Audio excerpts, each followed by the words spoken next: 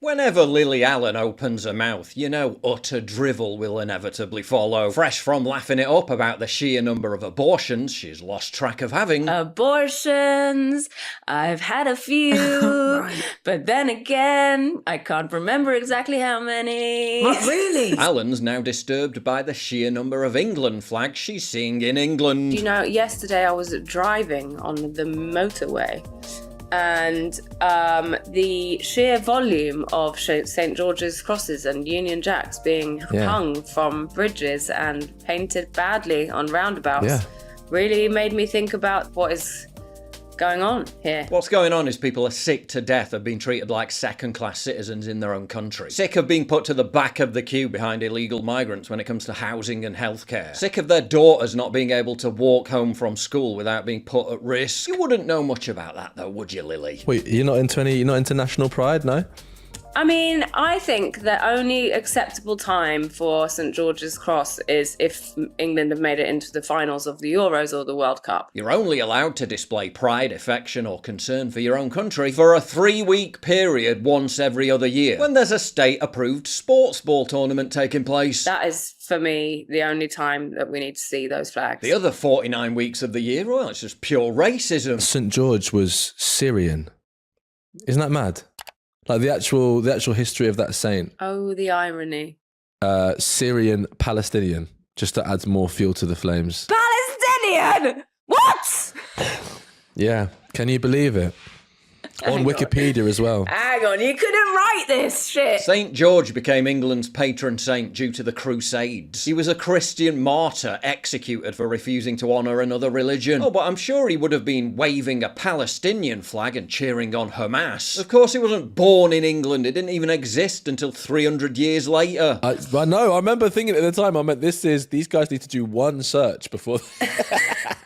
Just one search. Yeah, I'm sure if you just gently took aside one of the flag protesters and said, actually, St. George was born in Roman Syria, they'd immediately drop all concerns about their country being invaded, their girls being predated on, and hoist a refugees welcome banner instead. I find it very interesting that if the saint of the flag that everybody's putting up did try and get into the country, they would of course be denied access by the very people who now celebrate him. No, he'd be being put up at a hotel and... Obviously. Where are you from? What's your name? You say St. George. Come. I've got Premier travelling with your name all over it.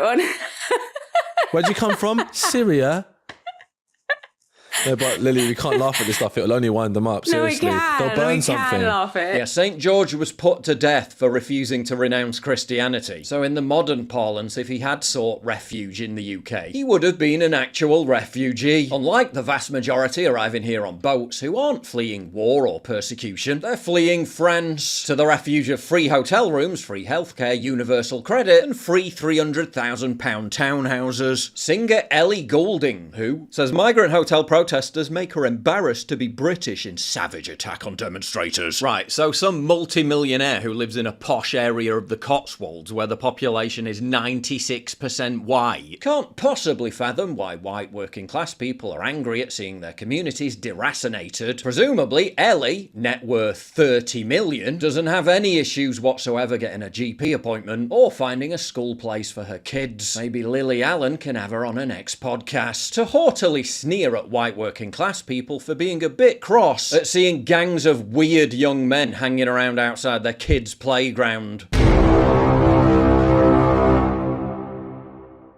If you value what I do and you want to help support me, please visit pauljosephwatson.locals.com and either pledge a one-time donation or subscribe to join my community, get early access videos, and message me directly. And exclusive live streams coming soon too. Promise. Check out the Locals link down in the description. And don't forget to take a look at the brand new website modernity.news. That's where you'll find all my content, including exclusive articles. That's modernity.news.